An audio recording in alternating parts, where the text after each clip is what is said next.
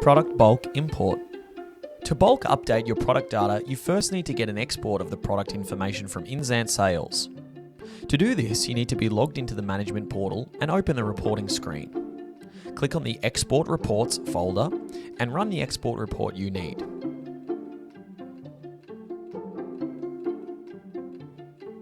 Once you have the report downloaded as an Excel file, jump in and make the necessary changes to your data.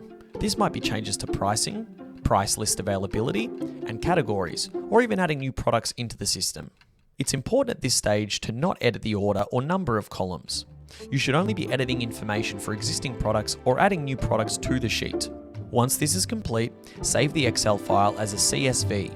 To do this, you'll need to save as and make sure the file type is delimited.csv.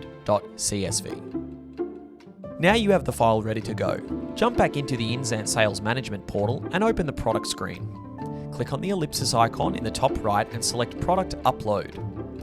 This will open a pop-up where you can select the import type you want to run, and then click Upload to select your file. Once this is complete, the import is put into the queue and should process in the next couple of minutes. You should receive an email notification when it's complete with the results of the import.